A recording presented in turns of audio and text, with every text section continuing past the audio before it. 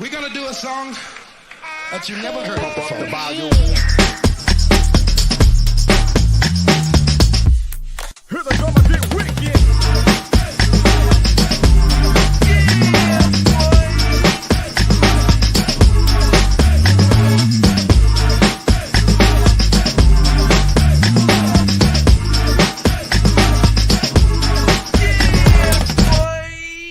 Here we go again. Hey, Kennedy, my brother from another mother, what's happening? You're Everything good with you, man? not really, brother. Your boy up here struggling with this asthma. Yeah. Yeah, man. I'm You talking ain't about get that under control yet? yeah. I went and got the shot in my arse, and we ready You got shot in the tenderloins, huh? in the arse. And I'm gonna tell you, brother, she was excited about that shot. I said, hold up, little mama. You awful excited to be trying to give me this shot. She was like, hey, I ain't gonna lie to you. I am pretty excited. I was like, okay, well, it is what it is. So no, Hey, girl said, let me see you shake that tail feather on these shots, huh? Poke that thing on out for me. I said, Yeah. okay. Well, I said, toot that thing up. But and it's funny because when the doctor, she was like, she's like, okay, we're gonna run these round of steroids. I said, I'm gonna be honest. Can I go ahead and get the shot? She said, well, I'm a little shocked. Most people don't ask for the shot. I said, that's how bad it is that I'm ready to breathe again. So let me get that shot. And so so here we are. Got the shot and on the rate of recovery, got this whole rack of steroids I gotta take for the next 5 days or so. Okay. So yeah, here we are, brother. Hey, man, well, listen, it's been a minute. Seems like it's been a long time here. We got some things to catch up on here, man. Let's get that music going real quick. All right. All right.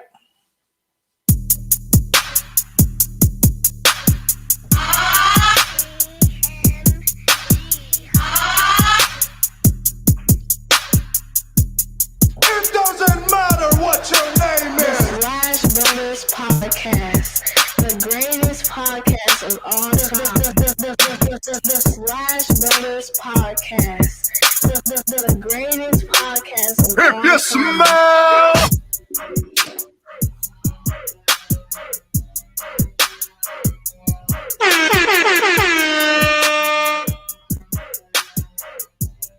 It doesn't matter what your name is. Slash Brothers Podcast, the greatest podcast of all time. The Slash Brothers Podcast, the greatest podcast of all time. Try Jesus, not me. Cause I throw hands. Try Jesus, Try Jesus. please don't try me. Because I'm fine. Never gets old. It never gets old. Ace Kennedy. I think one of the things that was interesting though, man, that by the time we, kind of had our listing of what we gonna be talking about today, I saw that Derek Chauvin, whatever his last name is, dude who killed George Floyd, Chauvin, sentenced 22 and a half years though, bro. I think that we all were a bit surprised that they would find him guilty of it. I think that they were looking for 40 years. Is this 22.5? Is this a compromise? How you feel about that? It's a win. It's a win. I mean, the thing is that obviously most people think that he's gonna get out early. But at the same time, I think they had to do something. They knew. I think so. I mean, they're trying to avoid riots and stuff like that, and his legal team ain't gonna quit. And it's one of those things. Like it's we have to look at it as a win. Let me ask you this. Do you think that this sends a message that there are consequences for these kinds of actions to police? Or do you think that this is kind of done, to your point, to pacify society? no rioting, nothing like that. Is this really something that police now have to look at and say, hey, we got to start thinking twice about this because there are consequences? No, not at all.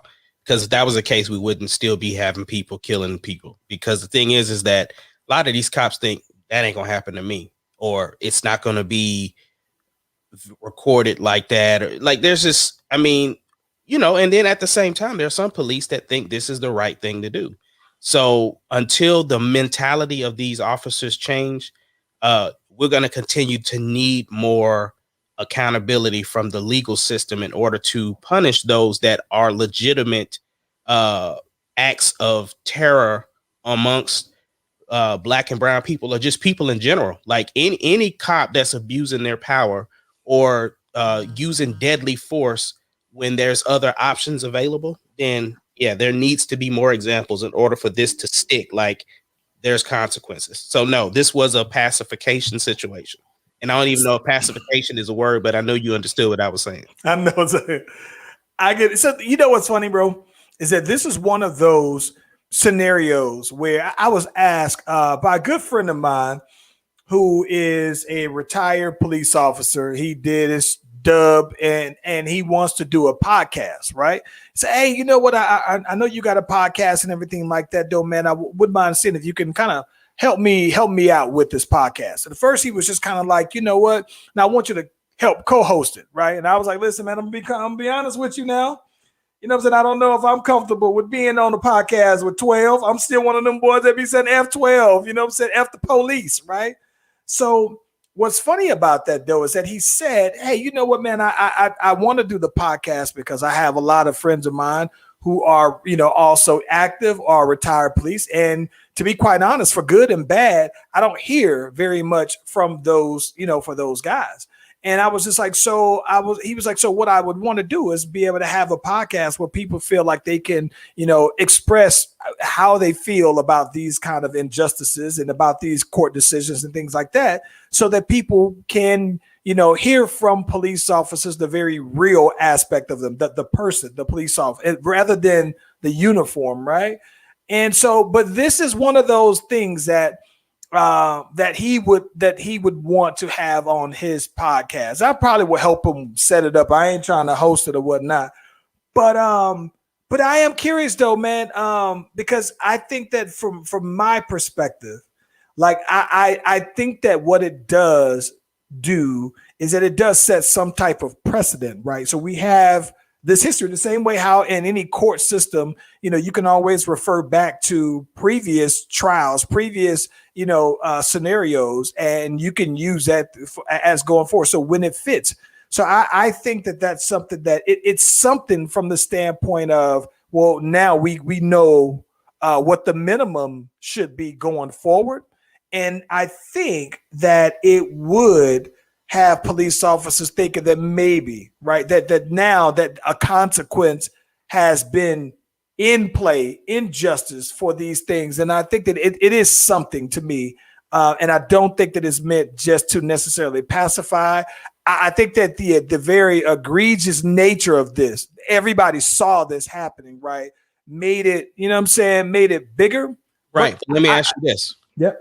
If we hadn't have saw it, would it have been as big? No. And listen, hey, if we hadn't have seen it, Ace, I'm gonna be honest, I would have thought he would have gotten off. It would have been his word completely against a dead man's word. Now, do you think also that he's also a martyr now? Like, do other police officers look at this and be like, nah, it's more injustice for Sharvin than it is for? I'm sure. I'm sure. I think that a lot of police officers probably feel like he had to fall on the sword. Like he was their sacrificial lamb. He was the one that, given with all things equal, right, that he was the one that they had to give up because of the history of police officers not being held accountable for this. So I absolutely feel like there are police officers who feel like, maybe he didn't do anything wrong, or even if they did, I think that there will always be those police officers who feel like you'll never understand the day in the life of a police officer, though. So,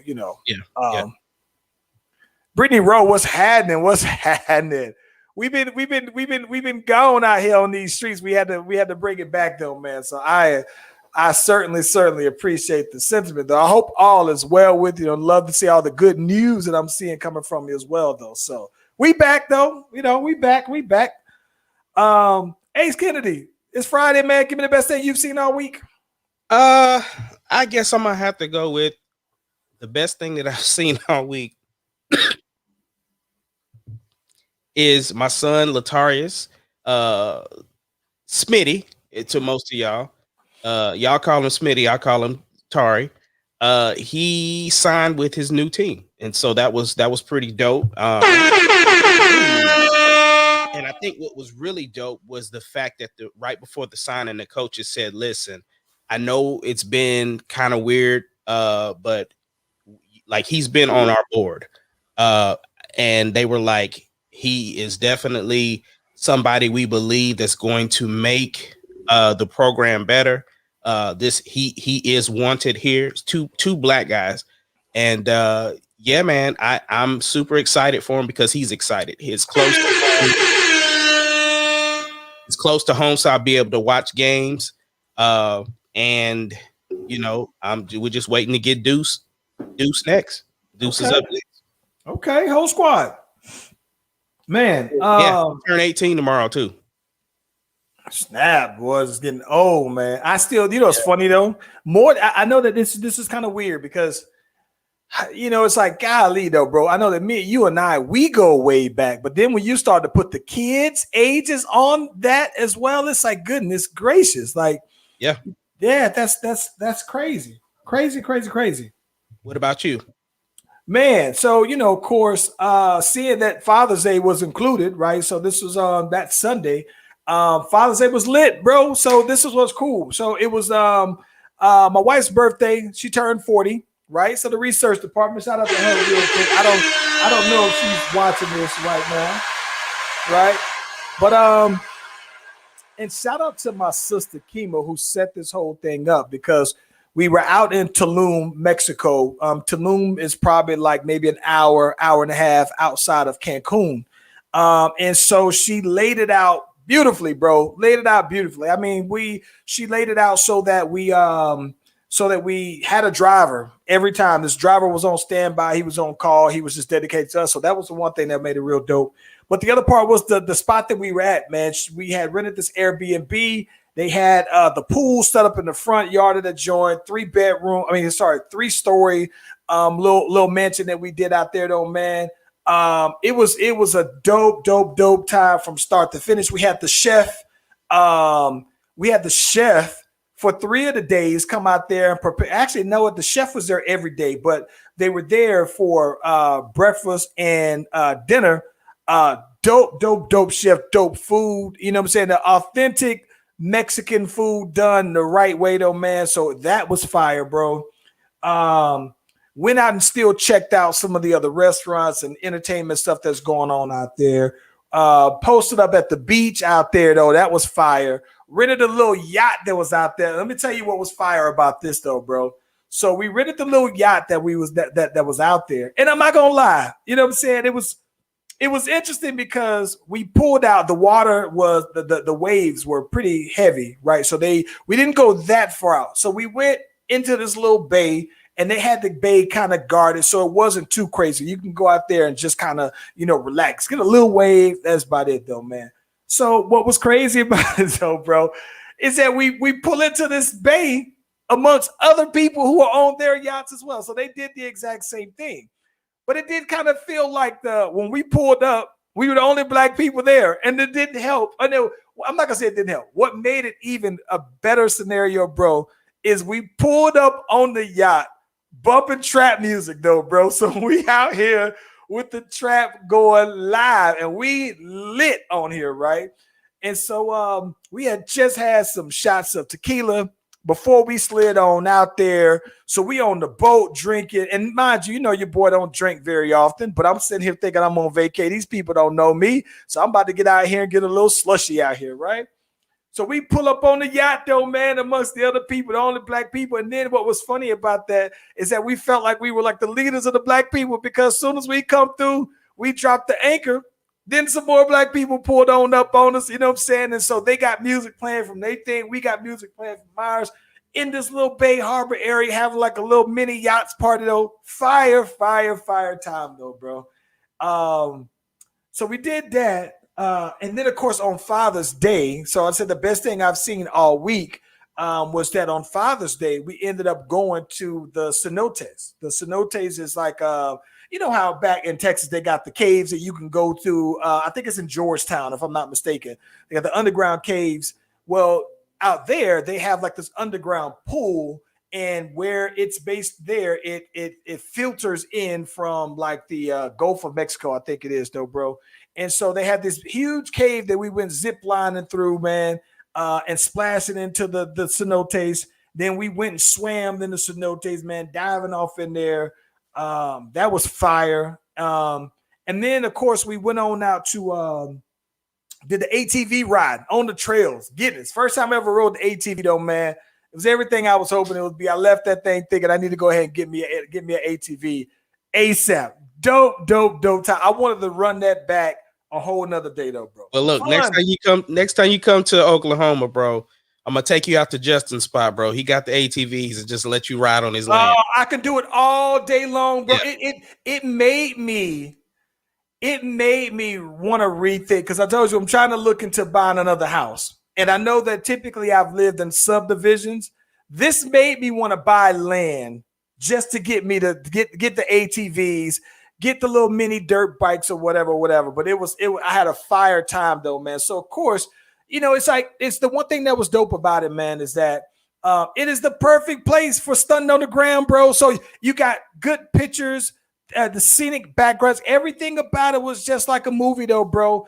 And I think that I was just mainly happy about it because, you know, my sister wound up looking out for the dads while it was my wife's birthday and everything like that. It was dope. And it was probably the best vacation I think I've had in terms of just truly relaxing, getting on out combination. But she didn't forget about the fellas on the Father's Day. Father's Day was truly dedicated to the dads, man. So man, I had an excellent time, but I was not ready to come back. Only thing that would have made it better, it was no kids at this time. The only thing that would have made it better is having my son there with me on the Father's Day, bro. But epic trip though, man. And so I'm already me and the homie court that was out there with me though, man. We was already trying to plan a fellas get out, right? Because listen, when was the last time you did an all guys? Have you ever did an all guys vacation or all guys road trip, getaway, whatever?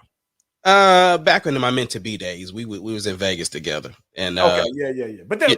but I mean, it was business though. It was business, but they ain't like us. I'm talking about we. No, I mean, but that's what I'm saying. I ain't never did no. We've never done nothing like that. But I'm saying at the time though, we were cool. Like those was my dudes. Like everything I did was with them. So I mean, I can't.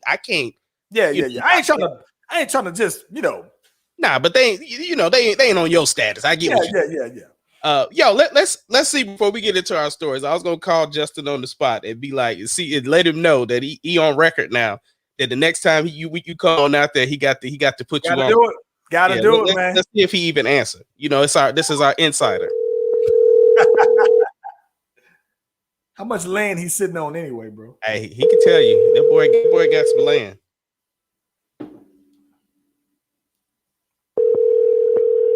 Knowing him, he probably out fishing or something. He probably out riding on the ATVs. Right. No answer. It's all good. Listen, great time. It definitely it set the bar, bro, for the kinds of vacations that I really want to do the next time around, though. But definitely, I was just like when we were there, I had never, you know what I'm saying? We had never did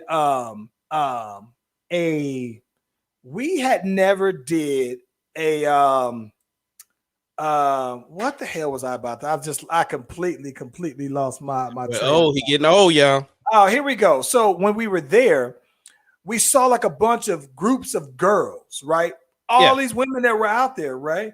And so I was just sitting there talking like, you know what, man, it's kind of crazy. Like, how come I never just see a bunch of dudes? Because, you know, dudes aren't as catty as females, which is another thing because my sister is she's doing something for her birthday. Right. They going to Brazil. They got 12 females that are going with them. 12. But I was just sitting there thinking, like, you know what?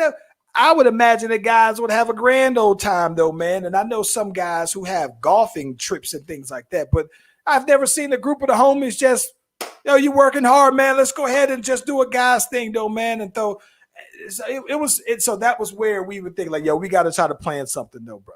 Just the homies. Yeah. Yo, bro. What's up with your boy KD clapping and pipping, bro? Is he lying, though? Nah, he ain't lying. He ain't lying.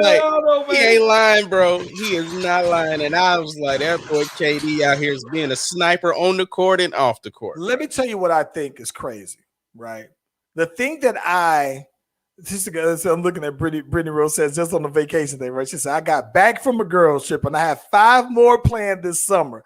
Since I love more, that's what I said. I love girls trip more than guys and girls trip. And I can understand why, because when you're there solo dolo, even if you're in a relationship, at that moment, you only got to worry about yourself. I can totally see why it's that much doper though. But listen though, KD, I think that here's the thing that I think that I, for some reason, like the most is that nobody tagged KD in this post, apparently, about the interview with Scottie Pippen.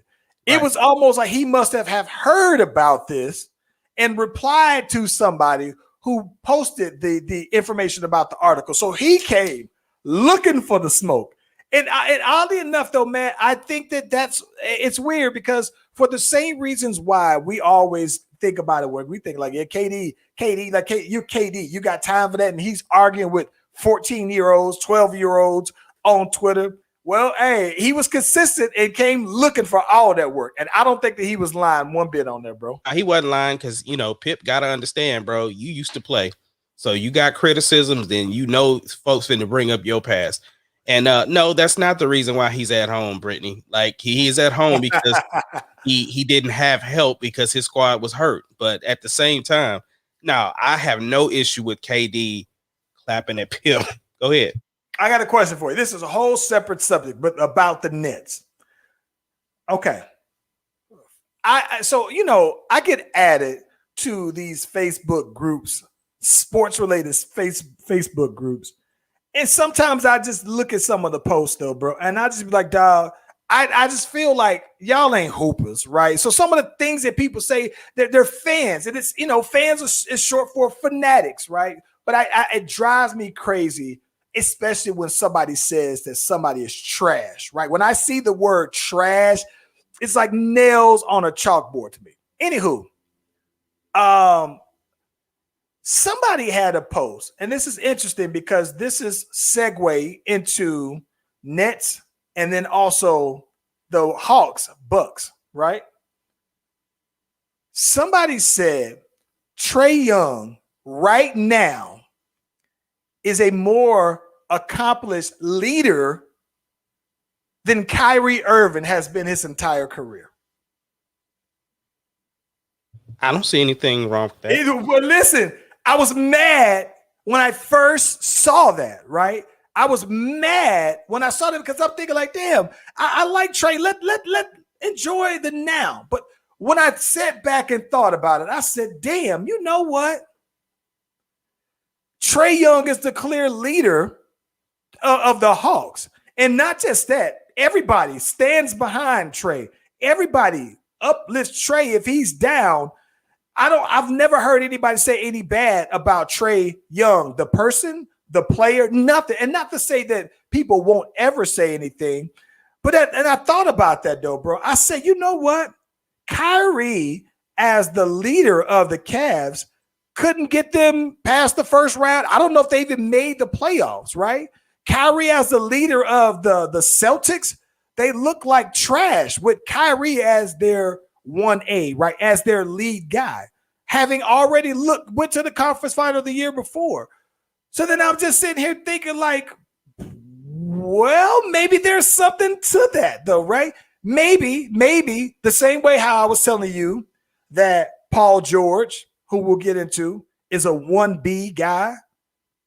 Maybe Kyrie is also 1B. Skill aside, Kyrie got the best handle I think I've ever seen. But effectiveness on your team, right? As the 1A guy, you didn't get it done, so you look better as the 1B guy.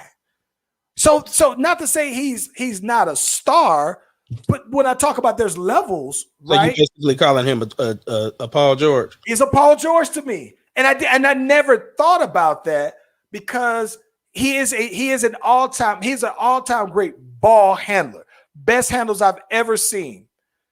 But at the same time, I don't think that Kyrie is on a KD level. I don't think that Kyrie, in terms of all-time greatness, right? I don't think that he's on he's not.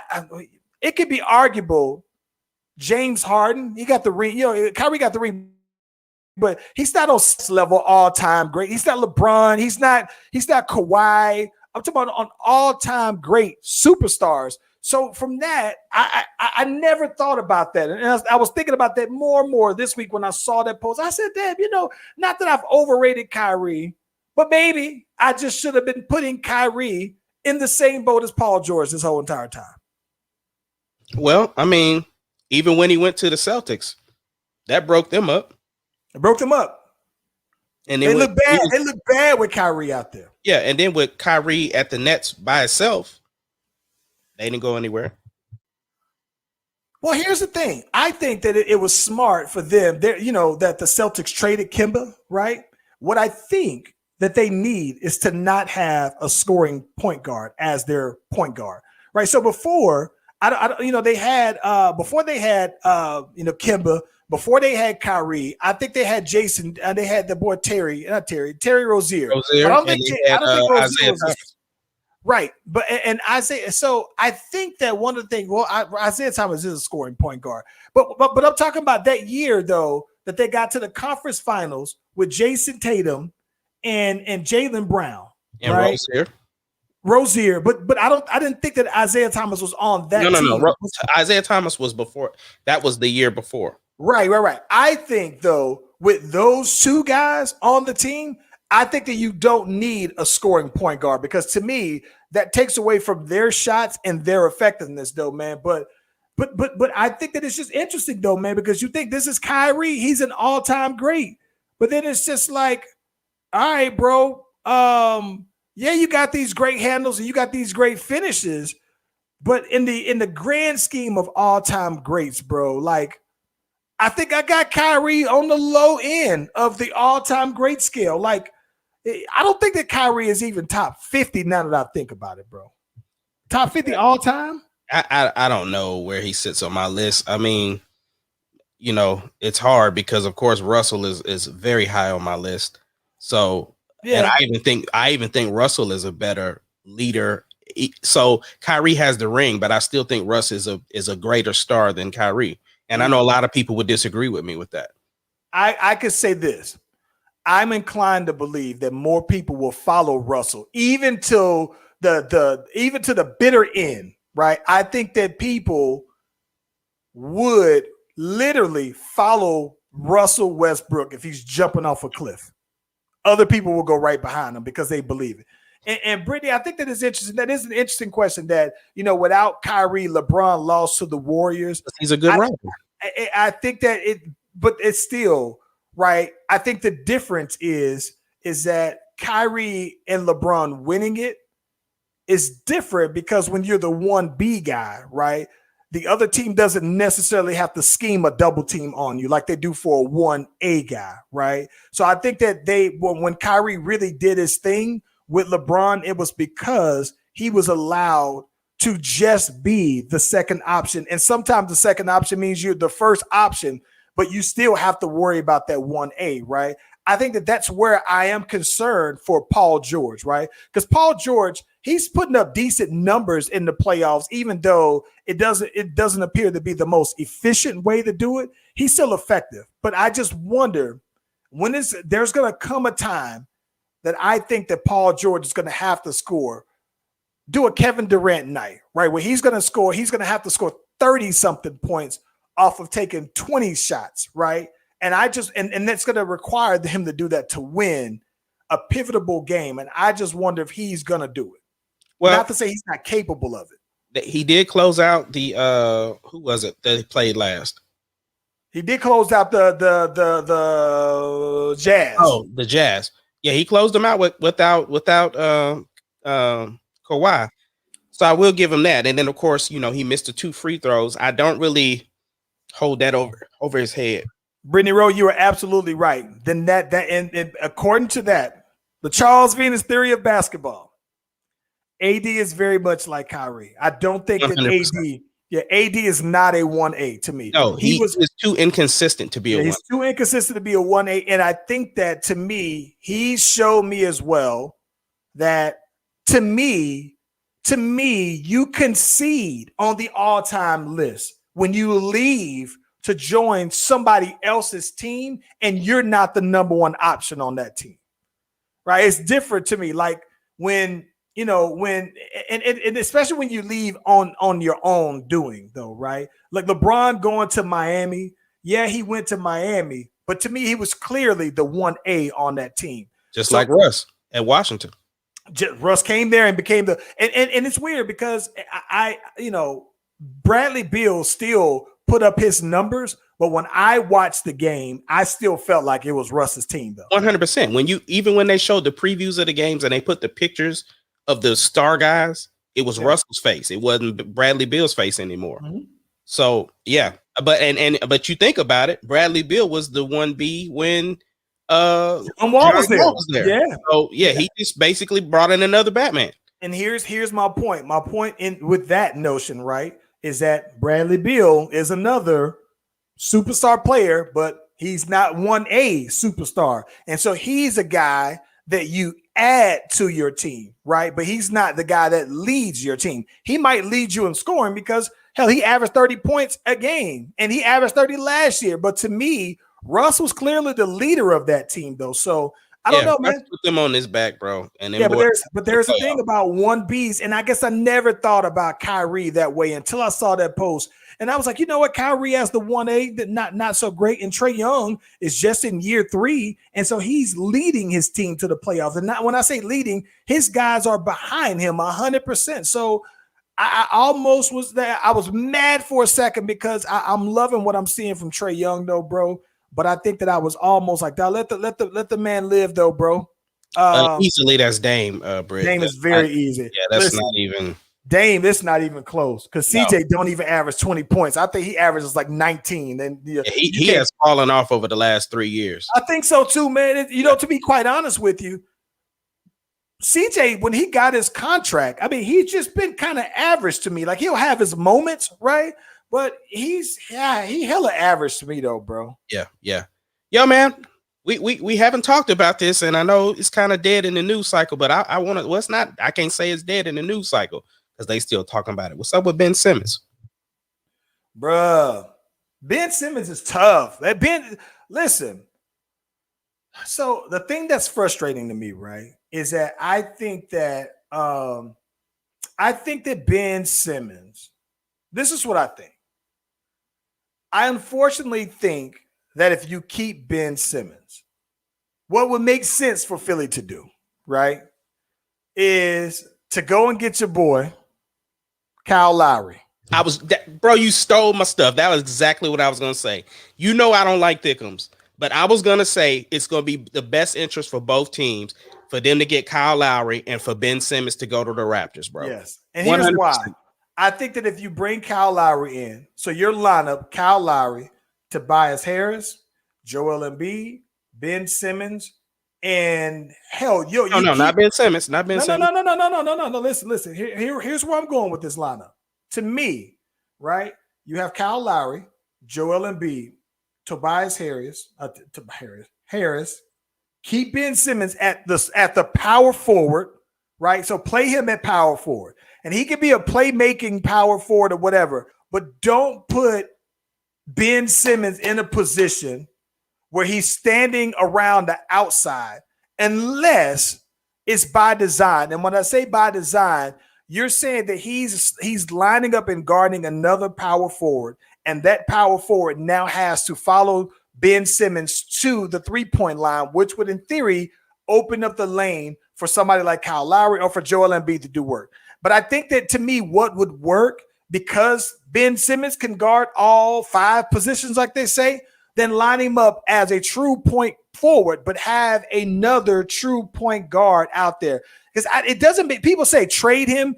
And I got to be honest with you. I like Ben Simmons, the player, enough and what he do to where I don't trade him. He has a shoot, right? And because I follow Ben Simmons on the gram, I've seen video of him comfortably shooting jump shots. But I think that it just seems like when it matters the most, he's not going to try to do that. But I think that don't put Ben Simmons in a position where he has to shoot. And I think that you get another true point guard in there. And I think that works though, bro. I think it's over for him in Philly, bro. You think so, bro? 100%. He needs a change of scenery. Because I don't know the Philly fans are going to forgive him.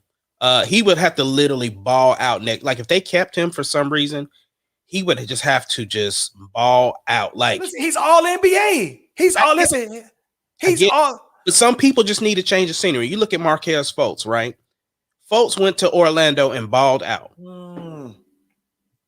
Difference is the expectations for him were different.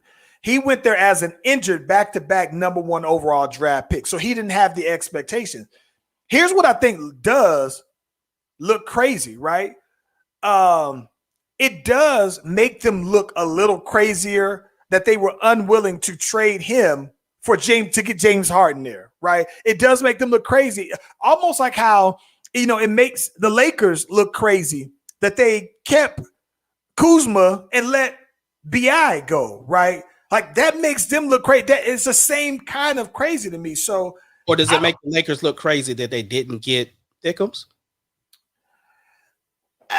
Yes, it does. The same dude, the dude that the deciding factor was the young cat, THT. He's good, bro. He's good. He is good, but I'm saying is if you know LeBron's years are numbered, right, and you bringing in AD, and they're trying to win.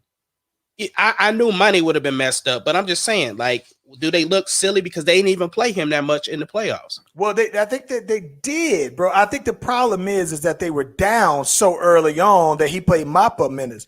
But here's what I think. I think that not to count players' money, but just it's out there. I think that your boy Lowry's pay was so high that the Lakers wouldn't be able to afford him even if they did. Like they would literally. So think about that. He's an unrestricted free agent, I believe, this coming summer. So it's like, why would you trade somebody who's going to be a free agent when you got to give up one of your best players to get him? So I understand that, but I'm just saying you're talking about when you're talking about winning titles, though. Get Markieff Morris, trade him for anybody. Trade KCP. I would have traded Markieff Morris and KCP for Kyle Lowry easily. I'd have kept KCP. I would have got rid of if you wasn't gonna play him. What's his name? The white dude got busted for weed.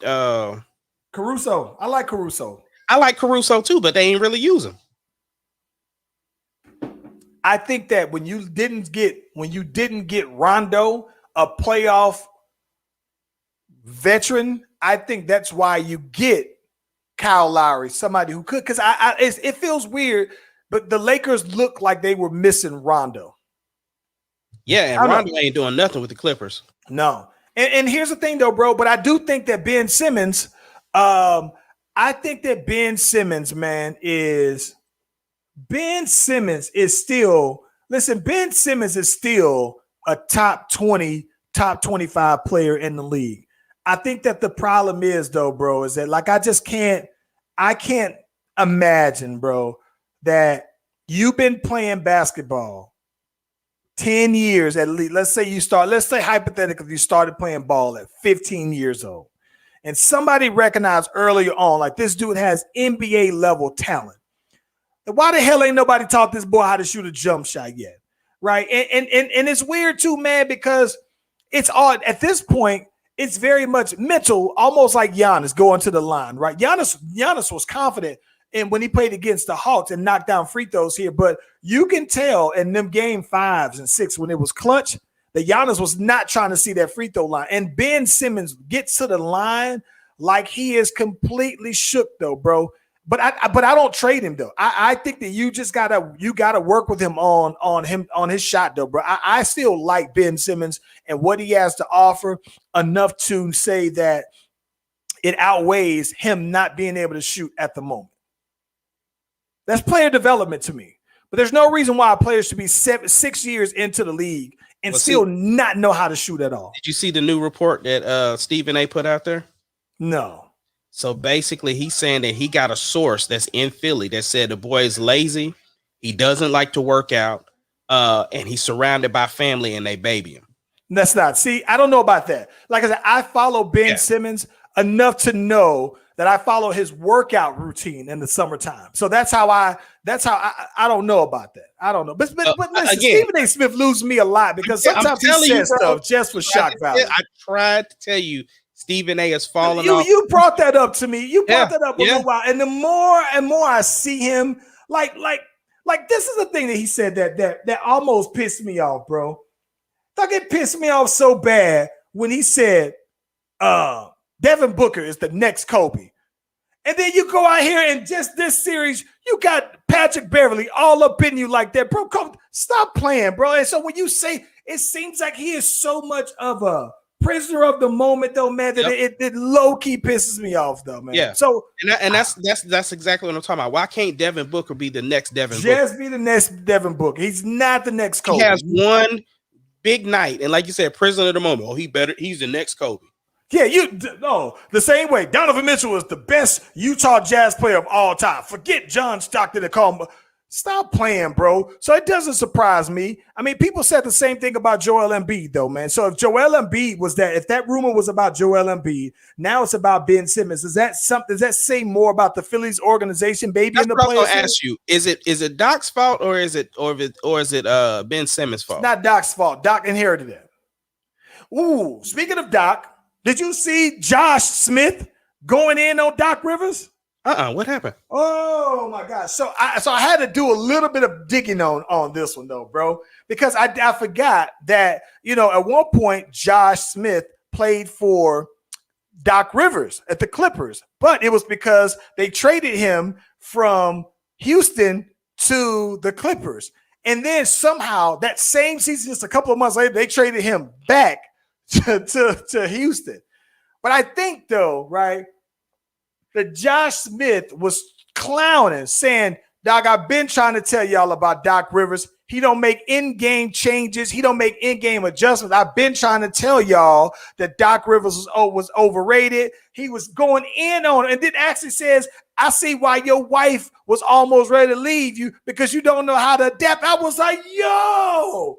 He said, man, he been doing a bunch of real players wrong. I was just like, yo, going in on him. And, this is like, and this is Josh Smith, who's made close to $200 million in his career. So now he's out of the league for a few years now, and he is basically going in on Doc. I was like, yo, but it was crazy though, bro. So I couldn't believe how he was just unloading on him. He was like, nah, I'm on his ass, bro. Like Doc Rivers he's the king of not making adjustments. And that's the reason why all those years when Doc Rivers was out there with the Clippers and you were seeing that everybody was like, oh, well, what's going on? Why are the Clippers losing with all these players? He was like, no, man, that points to Doc Rivers. Crazy.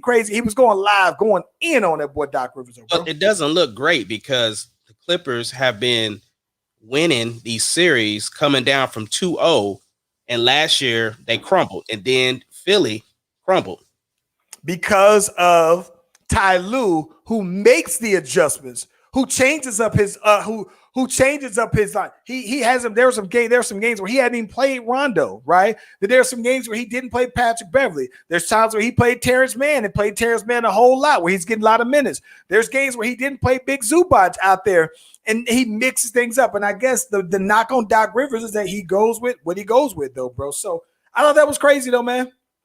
Yeah. Hey, real quick, before we talk about these playoffs, who do you think is going to come out of it for Suns and Clippers, and then also the Hawks and the Bucks?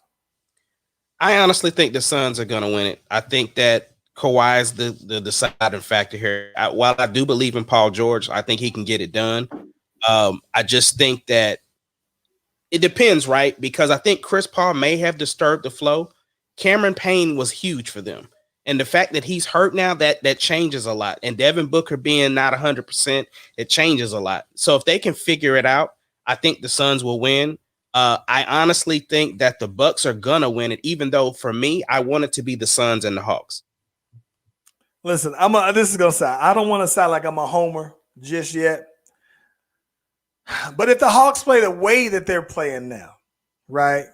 I think the Hawks and Suns would be a very entertaining game, right? 100%. I think that the fact that all of the Hawks, except for Capella, can shoot threes. And I think for the most part, the entire Phoenix Suns lineup can shoot threes. And I hate watching a three-point contest, in NBA. I hate it so badly. But I think that those two teams look like, when you really come down to it, could be mirrors of each other. I think that things differ is that they do it in different kinds of ways while everybody can shoot. Like, Devin Booker is just a scorer, right? Trae Young is a scoring point guard with the dimes that he did. So I think that, but overall though, man, I think it would be exciting. I am kind of curious because, being a homer, and I've been trying to get back on my Hawks bandwagon as a homer, especially when I saw that they drafted John Collins. He's my favorite player. Now there's some hesitation about re-signing John Collins, right? So I'd be happy for the city if the Hawks won it. I think that would be incredible, bro. Incredible story. But at the same time, though, man, I do want to see CP3 win a ring, though, bro. I would love to see that.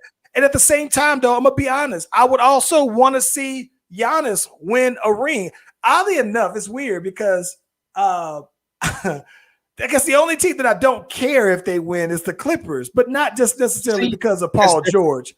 It's not that, though, man. It's that I think that, I don't know, man. Like, the Clippers have a story. Like, they've been the cellar dwellers my entire lifetime. The Clippers have been trash until CP3 got there, right? So I got a question for you about that, right? First of all, I don't want to see Giannis win a ring. No, man. The Bucks to me are the new Spurs, bro. Like, they boring. Like, they don't excite me. I don't like the color of their uniforms. I just like they are so boring to me, bro. They are, bro. I only say that because I do like to see all-time great players win rings. Yeah, but I still think, for me, I feel like Giannis can make it again next year. I know it's hard to get to the finals, but I just feel like their team is structured enough. He's already committed. He signed the Supermax. They can get pieces. They can get pieces to come play with Giannis. So I feel like their team can get there. But I think that the Hawks have a expiration date. The Suns have an expiration date because Chris Paul's not going to keep doing this. Yeah. I would love to see CP3 get a ring. But if CP3 can't get a ring, bro, I really want to see Paul George get a ring, because then I have to press you about him and Kawhi. Because Kawhi wasn't going to be there for the ring this time, and that makes him the 1A right now. That makes him the 1A. So then it falls on him. So he gets the most criticism when they lose. So you got to big him up when he wins. And if he would be the first. Yeah. I would be the first to big Paul George up. And let me just be, for the record. Yeah. While I sound like I'm always downing Paul George, the part that gets lost in all of that is that I always say Paul George has the best game in the league, right? I think that in terms of the player, the moves, the offense, the defense, Paul George to me has the best NBA game.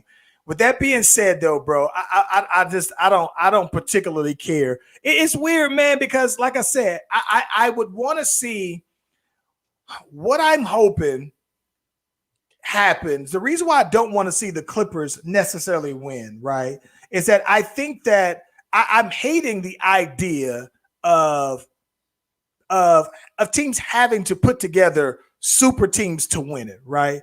I think that what's crazy about it, man, is that I know that, like, when LeBron them won their ring, it was two guys. I get two superstars and everything like that, bro. I get it. And I think that the Clippers have two, and that's fine. But I think that I'd want to get over the fact that KD and them lost, right, and KD and them didn't get to the finals. I think to me that I'd want to see an organically homegrown team win the finals. That's what I want to see. Well, I will say though, and you don't got your there's a reason why. There's a reason why. Don't be trying to pop up with you better not pop up with no Giannis jersey, and you better not pop up with no Trae Young or no CP3 jersey. I ain't popping up with no jerseys. There's a reason why. There's some things going on behind the scenes, so I can't bring my camera up. But anyway, like I was saying, what I like about the people that's left in it is they have traditional big men, and I think that to me excites me because we've always talked about the fact that there are teams right now that are going away from traditional big men. So I like the fact that all these teams seem to have traditional big men. Yeah, Giannis is a little bit of a hybrid, but at the most part, he loves to bang on the boards. Yeah, I agree. Like I said, I just want to see. I just want to see a homegrown, the one thing I know that they went out and they got Drew Holiday, but what I like about the Bucks is that their primary two superstars are guys that they drafted, right? I like that the Hawks have, of their people that are on their team now, I think 4 of the, no matter of fact, you see, they don't even have the other 2 of their guys, Hunter and Cam Reddish ain't even playing, but the Hawks have like 5 guys on their roster that they drafted, right? If their team is homegrown. The Suns, right? 2 of their starters are homegrown. 3 of their starters actually are drafted starters, and so I like that idea of a homegrown, organically built team, though, bro. So I guess that's my perspective, though. The Clippers just seem like nobody's original. They just got 2 guys that are original Clippers, and everybody else is a bunch of team. To me, it's like the old, like what I thought people had a problem with, right? Is you're trying to buy a ring, you're trying to put together enough players, and I know that's always the goal, but I like the fact that teams can grow and build teams organically as well, though, man. So I don't know. Anywho, though, man, but it is interesting, though. But I'm excited, though. Very excited. Also, before we get into some entertainment, I wanted to get your opinion. So while we were away, Carl Nassib, I think it's Nassib for the Raiders, came out. He's defensive end, defensive lineman, came out as gay, though, bro. And I think that what's interesting about this is I remember Michael Sam came out in the draft and announced that he was gay before the draft. And I don't think that it ever resonated, and I don't think it ever worked out with him in the NFL because I think of that. But Carl Nassib is an established, he's a veteran guy, right? Comes out. I wanted to see like this. Well, I wanted to get your take on that altogether, though, all the way around. What does this say? What does this mean to you? Nothing. The reason why I say nothing is it's like we talked about a couple of pods ago. It's being very normalized, and so the fact that, to be honest, the NFL is going to celebrate him because that shows that they are progressing in the game. So the thing is, listen, can the dude perform on the field? I don't care about his sexuality. I don't care what he's into. What people need to understand is if people are gay or if they're bisexual or any of the LGBTQ community, that doesn't mean they're attracted to you. And so the thing is that that dude's been living with that burden of knowing that if he says something, he could like the backlash he could receive. So the fact that he feel comfortable enough to do that, he may play even better because that's less stuff off his chest. Right. I think that the one thing that's interesting is I don't think that this is going to be like a trendy thing where it's going to just you'll see more gay players come out. I remember Warren Moon. I saw something that Warren Moon said, no, he knew a couple of players that he played with were gay. And they mentioned that to him. They just didn't feel comfortable at the time. And listen, man, I think that there's there's no way that you can say, hey, man, a gay player shouldn't be playing football. I think it happens, right? Whether or not they come forward and everything like that, that's a different thing. Whether it's just that they feel like, hey, I want to keep my private life private, or if they just feel like they're not comfortable or ready just yet to come out with something like that.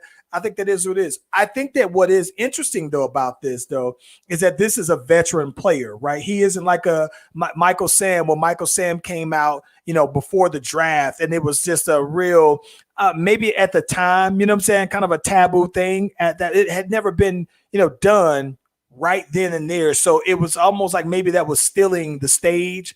But I think that this was just a dude who, I think for starters, it's dope that he came out during Pride Month, right? So then to me, that also maybe, shows somebody else who may be going through the same, struggle of, let me hold this back for these particular reasons, that, hey, you can be who you are. And, if people rock with it, they rock with it. If not, you still live your truth. So I respect that. But I think that what I do respect the most is the fact that he is a veteran player, that he's actually came on out. And he said, I've been wanting to do this for a long time. And what I like about it too is that he just, seemed real matter of fact about it. Just, hey, just been wanting, I'm a private guy, whatever, but I'm gay and that's it. Been wanting to do it for a long time, whatever.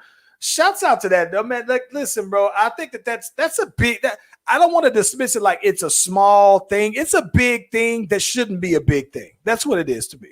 This is the truth. I mean, even segueing into wrestling, Toni Storm just came out. She's on NXT, and she just kind of was doing a video. It was just like, yeah, I'm bi, and this is probably the best feeling ever to say it. And so, yeah, man, I love that these people are taking the time during Pride Month to live their truth. And I'm not gonna lie though, Ace, it's a little different from a girl to me saying that she's bi versus a guy saying that he's bi. I don't want to get us canceled, but I'm just saying this. It's different to me, a girl saying that she's bi and a guy saying that he's bi. Two different things. I get it, but at the same time, though, even though it might have been more globally acceptable for a woman to be bi, at the same time, she didn't feel comfortable enough in the wrestling space to speak her truth about it. And so the thing is like, you look at Darren Young was really the first real big wrestler to come out and be gay, right? Pat Patterson. Yeah, but Pat Patterson I didn't know Pat Patterson was gay until Darren Young was on that. Like that still wasn't a release thing. Yeah. So I understand that he's older, but I think again, that's one of those things like, oh, you're a big, strong wrestling dude. Vince wasn't going to let him come out like that. The closest they ever did doing something was like Goldust, but Goldust isn't in real life. Velveteen Dream. Velveteen Dream ain't gay. Yeah. Velveteen, like I've watched Velveteen, his name is Patrick something. He was on Tough Enough with Mandy Rose. Yeah. He was straight. Now, listen, I'm not gonna lie. Velveteen Dream is still one of the dopest names. It's such a. And he's fired too. Oh, I know that, but I'm just saying in terms of it's a whole different set. But in terms of wrestling names, like, dude, a Velveteen Dream is probably. I'm willing to say of all the wrestlers who've ever came, it's got to be a top 20 name. And we could talk about the name Velveteen Dream, bro. Is gold, dog. I think it's so cool, man. I don't know why. Very cool name, Velveteen Dream. I didn't know. Me neither. Yeah. Me neither. Didn't know. Wait a minute. I got to make sure I'm reading this. Okay, but she says, when a girl says she's bi, but everyone says she live their truth. Listen, Brittany Rowe, there's some conversations that you and I probably need to have then. Because that's something I didn't. This is like breaking news to us, though, right? It's breaking news to me. Hey, breaking news to us. Listen. Okay. I mean, it is nothing. I don't have anything wrong with it. I'm just I don't have anything at all. But listen, let me switch the subject on you real quick. And not to say that we're running from that, because we got a couple other things that I just want to say real quick before we Vince fired more people today, bro. I saw that. I saw he got. Listen, I'm gonna be honest with you. He fired 9 people that I was just like, who the hell is that anyway? So I didn't. Tyler Breeze, bro. Don't. Yeah. Tyler Breeze. Fandango, don't play. Yeah. Man, I said, me and your sister, Brittany Roy, you might let me see who your sister is. You know, your older sister? Is he older? Let me go. It's a side conversation. No, she's talking about her younger sister. I didn't know that either. Wow. Okay. We have a sidebar conversation on here though. Yeah. Check your DMs on this here. Check the DMs. Okay. All right. Wow. That's dope though. That's dope. Yeah. It is dope. Hey, listen, a couple things because I'm not because one thing I'm not gonna do, bro. I saw this slander, and Doug, I almost felt some kind of way. What you talking about? So I saw Trick Daddy talking about Beyonce. Now, here's the thing, when it comes to who's better, it's subjective, right? It's your own opinion and everything like that. But he was basically kind of rating and saying that, hey, if you were putting, like a Whitney Houston and Stephanie Mills on a scale of 1 to 100, they're like 100. He says that Beyonce is more like an 85, right? He said Beyonce's never made a song that just make you as a grown man cry.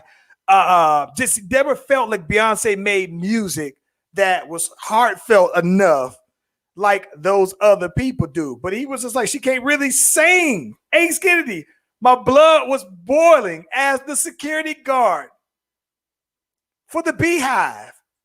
That really drove me crazy though, bro. Man, listen, when people say stuff that's just stupid, then it's not even worth me getting upset over. Like, I don't argue with people that don't know what they're talking about. Like, it's just pointless. And so the thing is that Beyonce can sing, very, very talented. Because in the next topic we're going to talk about with T-Pain, T-Pain made it cool for people who can't sing to make great music. So the fact that he's talking about Beyonce, a person who can actually sing, ain't even worth you just out here on some attention stuff, bro. Listen, bro. So this is the thing about it. So for me, as a Beyonce fanatic, this right off the bat. So some people were saying Halo, right, as a song that just is a very emotional song for them, right? But for me, the Beyonce songs that I think about, right, are he said Nicki is the queen, which I agree with him on that one. So he ain't completely lost his rock. He said Nicki was the queen, and when it comes to rap, hip hop rap, dang, even over Trina. Oh yeah, boy, stop playing. Are you serious? No. I'm just surprised that him would say anything over Trina. I'm not saying that like that's a reality. I'm saying you would just think that if you're talking about Trick Daddy, that he would be all about Trina. Listen, the song that the song the most to me, that there are two very emotional Beyonce songs that I think of right up, like not Halo. I think that to me it's oddly enough Emotions, right, with Destiny Child, but the one that resonates to me the most emotional is the if I ain't got nothing, I got you. She says, if I ain't got something, I don't give a damn because I got it with you. Listen to the words of this though, bro. I don't know much about algebra, but I know 1 + 1 = 2, and it's me and it's you. That's all we have when this world is through, because baby, we ain't got nothing but love. Darling, you got enough for the both of us, so come on, baby. Listen to this, bro. She said, make love to me when my days look low. Pull me in close and don't let me go. Make love to me when the world is at war. Let our love heal us all. Right now, baby, make love to me. Listen to these words, though, Big Snoop. She says, I don't know much about guns, but I know I've been shot by you. Hey, that's my favorite part. Hey, I don't know when I'm going to die, but I hope that I'm going to die by you. I don't know much about fighting, but I know I will fight for you. Ace Kennedy, you'd be hard-pressed to tell me some more heartfelt words than that particular song, bro. But that's like what I'm saying. So that's where it's like, it's not worth me commenting on somebody that's saying something that's stupid. It's like when I almost don't even respond about Stephen A no more, because it's like, bro, sometimes people just say stupid stuff. Dog, this girl says, so when the world is at war, she says, when the world is at war, let our love heal us all. Help me let my guard down. Make love to me. Bro, it's a beautiful song. Like when I first heard that song though, bro, I literally got chill bumps when I heard that particular song because it just told me that is a first dance at a wedding song, right? And any song that you can play as a love song at a wedding song, classic. The other one that I think that is interesting to me is on the first Beyonce album is when she says she has a song called Yes. She says, I said yes to you dating me, yes to you something something. And she says the first time I say no, it's like I never said yes. I said, wait a minute there, Beyonce. And then listen, not that she writes all of her songs herself, but she does co-write a lot of her stuff. So I'm just sitting here thinking, like, bro, listen, man. Like, I told you, I don't think Beyonce's overrated. I think, in fact, that she's underrated, bro. Listen, now we would tell you brought up T-Pain. Yeah. Listen, talk about it. I got to be honest with you, bro. I felt bad for T-Pain, bro. I felt terrible for T-Pain. Right, because for real in real life, we saw him have a meltdown. Like he talked about it several times, but the fact that he finally was able to attribute it to a conversation that he had, I'm right there with you. I've always been a fan of T-Pain. I've never wavered off of that. Like Same here. I think we both have been big. Yes, we've both been big, big, huge. Yeah. And the thing is, for me, right, is just as much as that was a burden on T-Pain, I'm thinking about how much of a burden it was for Usher. Oh, to hear that though, bro. Listen, what if Usher has gone this whole entire time not knowing that, bro? Well, I get it, but what I'm saying is for him to bring it up, how much of a burden was it on him to say it? Because the thing is like, I get it. He probably released that and didn't even think nothing of it. And like you said, probably didn't know that it hit him like that. And of course, everybody was, slandering Usher and stuff like that. Excuse me. But all I'm saying is the fact that you woke me up, had me come back to your row, and then you tell me that I ruined music. How much has that been bothering you? Listen, here's where I feel there's layers to it. Let's peel this back, because if Usher's basically saying you ruined it for real singers, and that's you've now allowed, and here's what I think is to some, I can see some truth in that, right? Because now, right, I think that when you say you've ruined it for the pure singers, well, that also means that he's opened it up to a lot of great music as well, right? So I think that when you look at it, right, because of T-Pain, you got rappers now who have some of the best melodies that you'll ever hear on a song. Where the rappers are doing some dope melodies. It's a false statement for Usher to say, because here's the thing. Good music is good music. There are good singers with whack songs. There are bad singers with whack songs. There are good melodies and stuff. Like you said, he's opened the door for music is supposed to progress. Yes. It's not going to stay the same. It all took something that he heard from Cher and that he heard from a commercial, and he made it his own. Now everybody took that and ran with it. I think that, listen, man, I think that the big thing about it, here's the thing though. Think about this, and this is why I think that T-Pain is an all-time great artist, because I know that there was auto-tune in existence before, right? Teddy Riley would bust out some auto-tune periodically, right? No. Different. Teddy Riley wasn't doing that. Teddy Riley was using a vocoder. Using the vocoder, right? Yeah. But Teddy Riley, but see, this is my thing though. So, but what I'm saying is that there was auto-tune in existence before T-Pain in terms of correcting pitches, correcting vocals, and things like that. Right. I imagine this though, right? Imagine how different music would sound if there was no T-Pain. Right? None of this that I don't think none of this would exist. Yeah. None of this would exist without T-Pain, this bro. is the thing. T-Pain said exactly, he said, listen, when I was in Tallahassee growing up, you had to be a hard rapper, a thug rapper, right? And then when I started doing stuff for myself, I sounded like everybody else. I had to find some way to be different. He heard this commercial that had the sound on it. Cher is listed as the first pop artist to really put it on and use it in the effect way and not the correction way. Right. If you believe in life after love. So he heard it. And I love that song, by the way. It's weird. I love that song. I love that song and didn't even think about it having. Me neither. I never thought about it until just then. Yeah.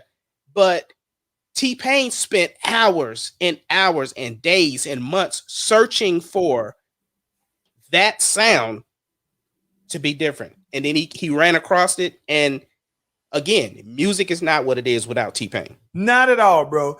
And here's the thing I think that's crazy, because now you go from now, there's all this music that's available because you don't have to necessarily have the greatest vocals to be able to put out quality sound and music, right?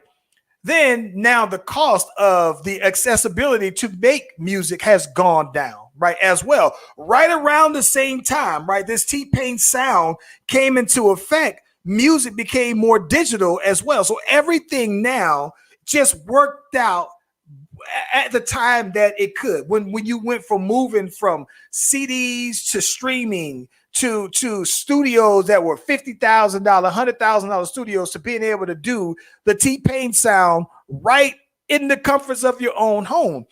And so then when you think about that, right, you got somebody who's like Migos. They throw the T-Pain on top of their vocals. Now the T-Pain rap style, because T-Pain rapped with it on his albums as well. Migos now has the T-Pain sound on theirs, and that becomes theirs. And even though they don't rap as much with it now, it's still a big piece of what they do. But then you have the people who didn't spin off of what Migos was doing. And then you have the Futures of this world, and you got the Drakes who use it. And that now it's become a staple. And it's almost like people look at your album like it isn't current if it doesn't have that. Like if you don't have the T-Pain on your album, the T-Pain sound on your album, people will assume that you're doing traditional R&B, right? Or your music sounds a bit dated because it doesn't have this T-Pain sound on there, though, bro. And Usher better not have no auto-tune on his stuff, bro. Oh, don't put none on there. But I would have need to know that Usher apologized to this man. That it hurt my heart for T-Pain that Usher would say that to him, bro. Speaking of T-Pain, bro, have you seen his new music video? No. Bro, it's called Drink or something like that. It's a spin off of Buy You a Drink. It's like a grown-up version of it, because it's basically saying like, nah, she don't want you to buy her a drink anymore. But it's really dope because you hear the Buy You a Drink sample in it, but then it's a dope beat on top of it. I got to check it out because I follow him on auto-tune on it is spectacular. Listen, I'm going to be honest. I hear a lot of people do the T-Pain, but nobody does it like him, bro. Nobody. His auto-tune is seamless, though, bro. Like I'm talking about, his T-Pain's auto-tune is so smooth that I would almost assume that he just sounds like that, bro. Like if he's just regularly talking, I'm expecting that he's gonna sound like his voice has auto-tune on it, bro. Yeah. So I don't know, man. But she said, I think that's how young Usher was. I don't think so. I can't. Usher's like 40 years old, bro. Yeah. So I can't give him that out. No. He just got something off his chest, and it was wrong. I think that, if he said that, let's just say T-Pain after 2 albums, right? When he did Bartender, the second one, not the first one, right? If he said it around then, and then this is when Usher, this is after Confessions, I'm assuming. So this is when Usher was doing the Moving Mountains, and he wasn't the most popular person. This is when Chris Brown is starting to ascend, right? So Usher's sound is starting to drop off. And so I'm just sitting here thinking, like, if you said it then, right, then maybe, right, Usher's looking at this and saying that, well, because of your sound, my signature sound that's contributing to my sound falling off. So I can kind of see why he would say that, but I don't know, man. Like T-Pain is listen. I don't care what I've never not rocked with T-Pain, bro. Me neither. I have not fallen off. What's your favorite? What's your favorite T-Pain song? I'm not gonna lie to you. My favorite T-Pain song is 5 o'clock in the morning. 5 o'clock in the morning, bro. I love 5 o'clock in the morning, bro. And you know what else is my joint? Booty Work. I see. Booty Work wasn't my mind. Left cheek, right cheek. Mine is mine is 5 o'clock in the morning. 5 o'clock in the morning is that was my fire. ringtone, brother. My gosh. 5 o'clock in the morning. I love that, and I love the British girl on there too. Yeah, that's probably my favorite one. And I could put you in a mansion somewhere in West Kansas. Girl, ain't nothing to the pain. We could change your last name. What's happening? That right there. I love the Justin Timberlake remix with that, bro. Oh yeah. That one right there was once they had Lil Wayne on there with some T-Pain on his voice as well, and then Justin Timberlake on the remix with some T-Pain on there. Then I thought everybody said, "Boom! This is the floodgates is open. Let's run with it." T-Pain has a song with Omarion that goes hard. On not the new one. What? The T-Pain and Omarion is no, it's not new. It's probably like 2 years old. Listen, bro. I think that, like I said, me personally, I like T-Pain the singer more than I like his rap. But I think that what I do like is when he does both. I like when he sings and is the featured rapper on his own stuff. That's talent to me, though, bro. Very, very talented. Like I think that it's just. I think that, listen, I think that T-Pain's impact on music in itself is very, very, very underrated, bro. And I think it can't be. I don't think it's underrated. I think it's mainly understated how much he's actually impacted music over, let's say, the last 15 years, bro. Think about that, though, matter of fact.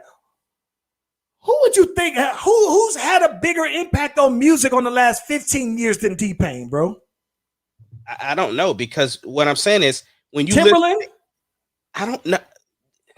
You said in the last 10 years. In the last 15 years. In the last 15 years, who has had the biggest? Who's had a bigger impact? Who's had the biggest? However you want to say it. Who's had a bigger impact than T-Pain over the last? Nobody. Nobody. Because the sound has grown. Like when Kanye took it and did 808s and Heartbreaks or whatever, that's when it just, like, everybody took that sound. Okay, so I want to say the Migos influenced the sound. I can see that. Now listen, these are some good ones, because my ears are always gonna open up and pop up when I see Beyonce, right? But I just think that I can't say Chris Brown as much as I would say Beyonce, of course. But the only reason why I would say this is because Chris Brown has been influenced by the T-Pain sound. Right. I don't think that Beyonce has been. But here's the thing, though. I think that I'm not going to even say Beyonce. I don't think Beyonce has influenced music as much as T-Pain has. No, I think that Beyonce may have been the biggest artist, a bigger artist over the past 15 years, but the influence on music, no, I don't think that she's influenced the sound of music the way that T-Pain has. Yeah. This is what I was talking about. It's because he does have a new song out. I wanna capture the essence of being unbothered. Hey, oh, yeah, hey. I've been acting hella different lately, can you hear me? Can't get my new number to my baby, can you hear me? Got too much security, none of them bitches can't get near me. My mink be so furry, got them vultures trying to. You gonna get it? You gonna have us? You gonna have to listen? I heard the Eric Sharon's new song. I like Ed Sheeran as well, though, man. I do like him a lot, but he ain't. Listen, bro, he ain't. Ed Sheeran is a dope writer. He does fire music, though. I'm not gonna lie. His songwriting is A1. Yeah, his new song is dope. But I'm talking about the influence, though, man. Like that's it's hard pressed. You know, it's almost like I look at that like how I look at T-Pain almost like how you could look at Steph influencing the NBA, right?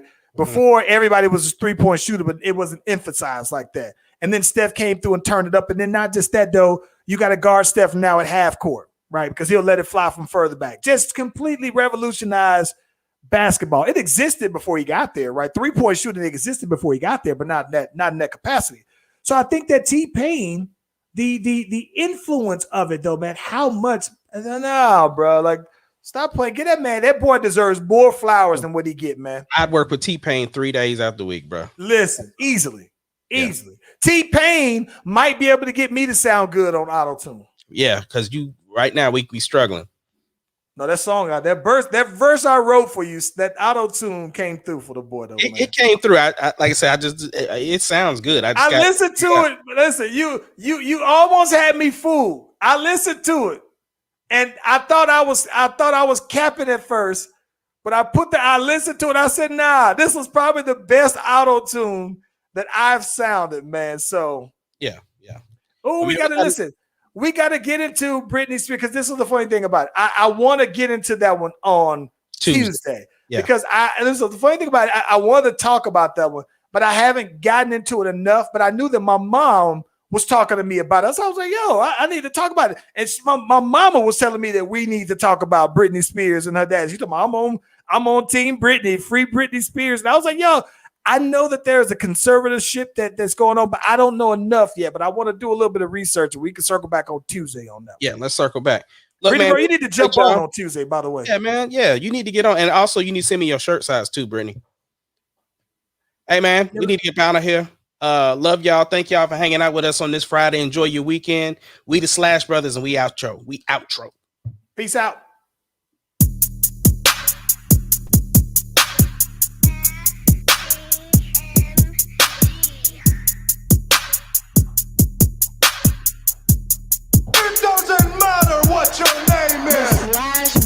Podcast, the greatest podcast of all time. The Slash Brothers Podcast, the greatest podcast of all time. Can you dig it, sucker?